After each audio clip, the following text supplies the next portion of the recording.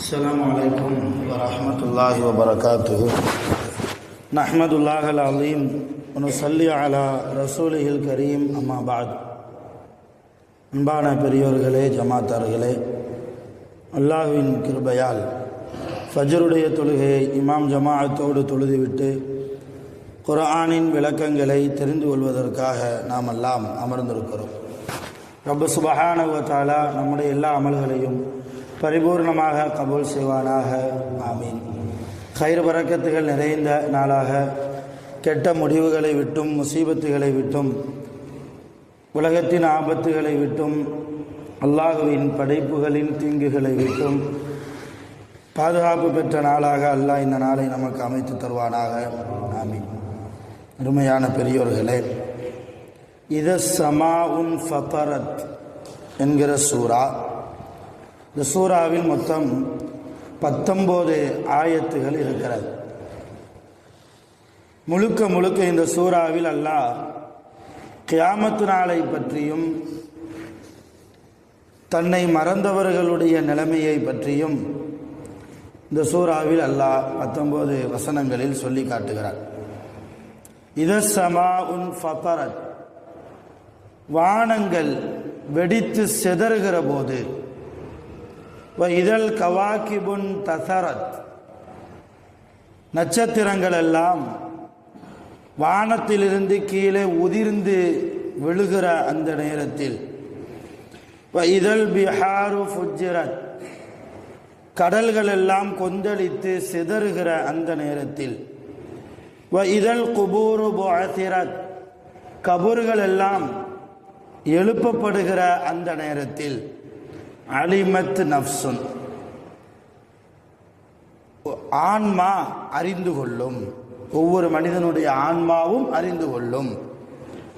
மா கத்தமத் வாஹரத், அந்த ஆன்மா எந்த அமலை செய்ததோ அல்லது தான் இறக்கிற போது அந்த ஆன்மா எந்த அமலை விட்டு இறந்து போனதோ அப்படிப்பட்ட செயல்களை எல்லாம் அமல்களை எல்லாம் ஒவ்வொரு ஆன்மாவும் அறிந்து கொள்ளும். அருமையானவர்களே, இப்போ அல்லாஹ், நீங்கள் கியாமத்துடைய நாள் வந்தால் உங்களுடைய நிலைமையை நீங்கள் புரிந்து கொள்வீர்கள், நாம் புரிந்து கொள்வோம். இதுதான் இந்த 5 ஆயத்துடைய சாரம்சம். ஒவ்வொரு மனிதரும் கியாமத்து நாள் வந்துட்டா அல்லது கியாமத்து நாளுடைய சமீபம் வந்துவிட்டால் அல்லது கபருடைய வாழ்க்கையில் நாம் இருந்தால் நாம் என்ன அமல் செஞ்சிருக்கிறோம் என்பது நமக்கு தெரிய வந்துடும். அல்லது நிலையான தர்மம், சதக்கத்துன் ஜாரியா என்று சொல்வார்கள். உதாரணமாக ஒரு ஆள் பள்ளிவாசல் கட்டி கொடுத்துருக்காருன்னு வைங்க. பள்ளிவாசல் கட்டி ஏதோ ஒரு ஊரில் பள்ளிவாசல் கட்டி கொடுத்துருக்கிறார். கட்டி கொடுத்தவர் மௌத்தா போயிட்டார் என்றால் அந்த பள்ளிவாசல் இருக்கும் காலமெல்லாம் அந்த பள்ளிவாசலில் யாரெல்லாம் வந்து தொழுகிறார்களோ, அந்த பள்ளிவாசலில் பயன்படுத்தக்கூடிய தண்ணீரில் யாரெல்லாம் உழு செய்கிறார்களோ, அந்த பள்ளிவாசலில் போடப்பட்ட ஃபேன் மூலமாக யாரெல்லாம் காற்று வாங்குகிறார்களோ, அந்த பள்ளிவாசலில் யாரெல்லாம் கொஞ்ச நேரம் ஓய்வெடுக்கிறார்களோ, அந்த பள்ளிவாசலில் யாரெல்லாம் குர்ஆனும் திக்ரும் துஆவும் செய்கிறார்களோ, இந்த நன்மைகளில் பாதி நன்மை பள்ளிவாசலை கட்டி கொடுத்தவருக்கு போய்கிட்டே இருக்கும். இதுதான் நிலையான தர்மம் என்று சொல்வது. ஒரு ஊரில் தண்ணீர் பஞ்சம் இருக்குது. அந்த ஊரில் உள்ள மக்களுக்காக தண்ணீர் பஞ்சத்தை போக்குவதற்காக ஒரு ஆள் கிணறு கட்டி கொடுக்குறாருன்னு வைங்க. கிணறை வெட்டி அந்த ஊர் பயன்பாட்டுக்காக, ஊர் மக்களினுடைய பயன்பாட்டுக்காக கொடுக்கிறார் என்றால், அந்த கிணறில் தண்ணீர் இருக்கும் காலமெல்லாம் கெட்டி கொடுத்தவர் மௌத்தா போயிட்டாலும் கபருக்கு போனாலும் மக்கள் அந்த தண்ணீரை பயன்படுத்துவதன் மூலமாக அதன் நன்மை இவருடைய கபருக்கு வந்து கொண்டே இருக்கும். இதுதான் சதக்கத்துன் ஜாரியா, நிலையான தர்மம் என்பது. ஒரு மனிதன் இறந்து போய்விட்டால் 3 விஷயம் அவனை பின்தொடர்ந்து வரும் என்றார்கள் நபி ஸல்லல்லாஹு அலைஹி வஸல்லம். அதில் ஒரு விஷயம்தான் இந்த சதக்கத்துன் ஜாரியா. அதைத்தான் அல்லாஹ் இங்கே சொல்கிறான். கியாமத்து நாள் வருகிற அந்த நேரத்தில் அது எப்படி வரும்? வானங்கள்லாம் வெடிக்கும் இல்லையா? நட்சத்திரங்கள் எல்லாம் இப்போ அப்படி இருக்குது. கியாமத்துடைய நெருக்கத்தில் ஒன்றாக கீழே செதறி விழுந்து விடும். கடல்கள் எல்லாம் கொந்தளித்து செதறிவிடும். கபர்கள் எல்லாம் எழுப்பப்படும். இப்படி இருந்தால் இது கியாமத்து நாள். அந்த கியாமத்து நாளில் ஒவ்வொரு ஆன்மாவும் நாம் என்ன செஞ்சோம், எதை விட்டுட்டு வந்தோம் என்பதை அறிந்து கொள்ளும். சொல்லிட்டு அல்லாஹ் சொல்றான், யா அய்யுஹல் இன்சான், ஓ மனிதனே, மா கர்ரக, உன்னை ஏமாற்றியது எது? அல்லாஹ் கேட்கிறார்.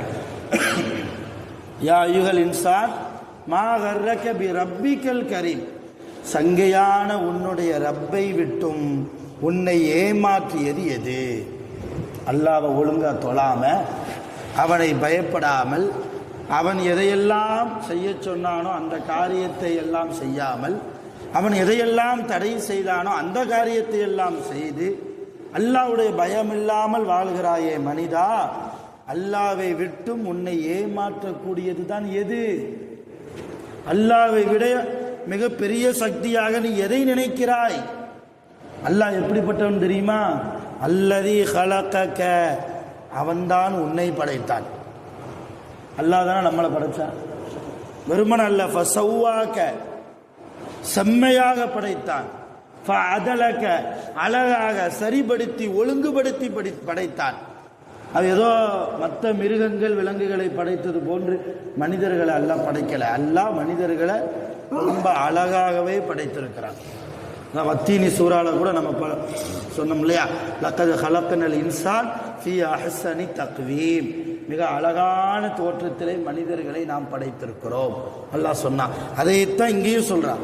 ஃபஸவ்வாக ஃபஅதலக், வெறுமனை படைச்சிட்டு விட்டுறல, ரொம்ப அழகா நேர்த்தியா ஒழுங்குபடுத்தி. ஃபி ஐயி சூரத்தின் மாஷாஅ ரக்கபக், அல்லாஹ் எப்படி நாடினானோ அப்படிப்பட்ட அழகான தோற்றத்திலே ஒவ்வொரு மனிதனையும் நல்லா பாருங்க. இங்கே இருக்கிற ஒரு 20-25 பேர் ஒரு ஆளுடைய ஜாயல் ஒரு ஆள்கிட்ட இல்லை இல்லையா? உலகத்தில் ஒரு ஆளை மாதிரி 7 பேர் இருப்பாங்கன்னு சொல்றாங்க. சில தாய்மார்கள் இரட்டை குழந்தைகளை பெற்றெடுக்கிறார்கள், இல்லை ட்வின்ஸ்ன்னு சொல்றான்.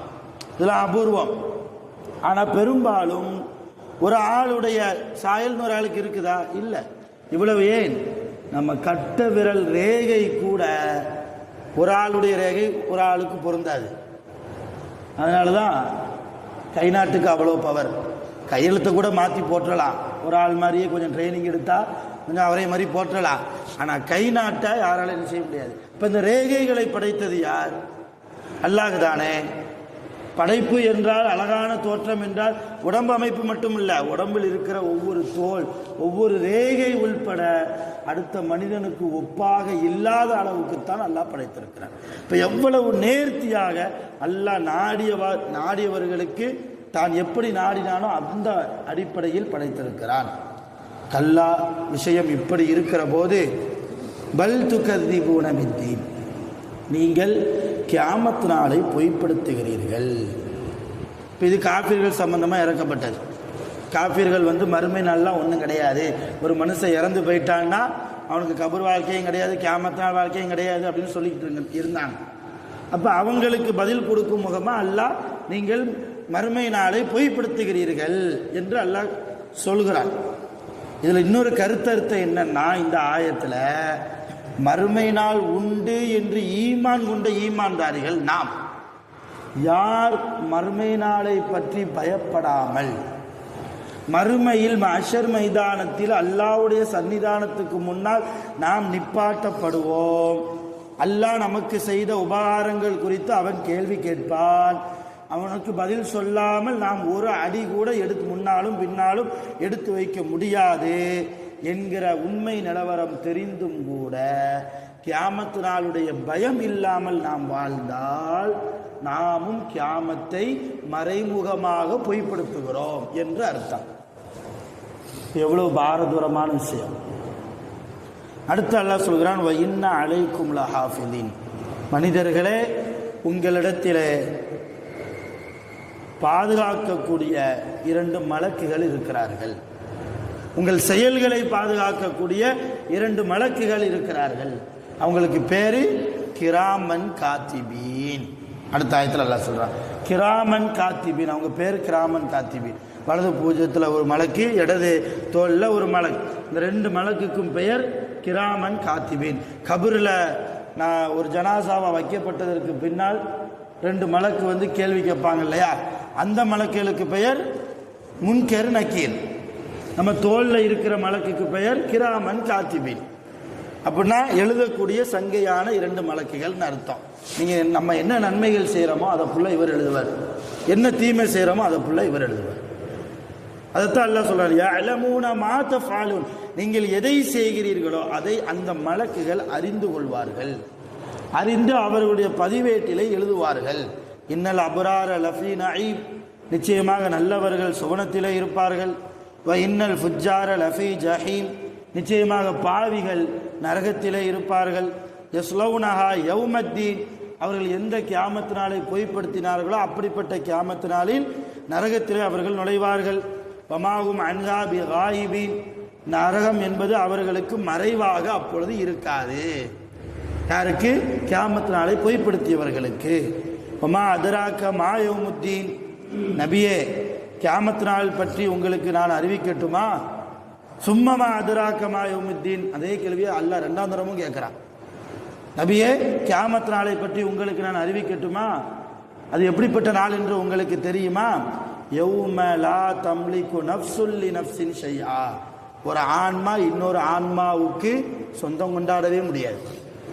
இல்லை அவர் எனக்கு பிள்ளையா இருந்தார் உலகத்தில், அவருடைய எல்லா பாவத்தையும் நான் வாங்கிக்கிறேன் அப்படிலாம் சொல்லவே முடியாது.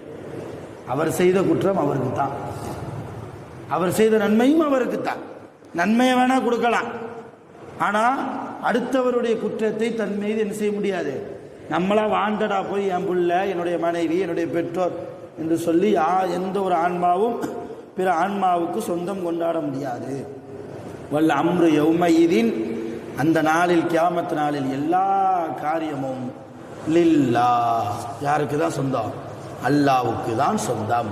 அவன் தான் நாடியவர்களுக்கு சொர்க்கத்தையும் தான் நாடியவர்களுக்கு நரகத்தையும் அல்லாஹ் அளிப்பதாக இந்த சூறாவை இப்படி சொல்லி முடிக்கிறார்.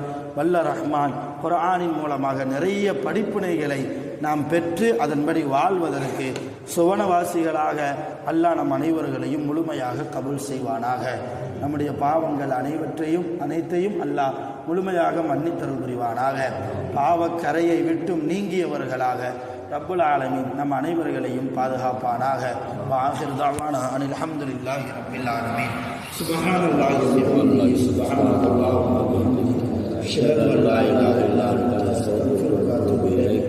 ஆமீன். சுப்ஹான ரப்பிக ரப்பில் இஸ்ஸத்தி அம்மா யசிஃபூன் வ ஸலாமுன் அலல் முர்ஸலீன் வல்ஹம்துலில்லாஹி ரப்பில் ஆலமீன். ஸல்லல்லாஹு அலா முஹம்மத் ஸல்லல்லாஹு அலைஹி வஸல்லம். ஸல்லல்லாஹு அலா முஹம்மத் ஸல்லல்லாஹு அலைஹி வஸல்லம். ஸல்லல்லாஹு அலா முஹம்மத் யா ரப்பி ஸல்லி அலைஹி வஸல்லம். ஸலாம் அலைக்கும்.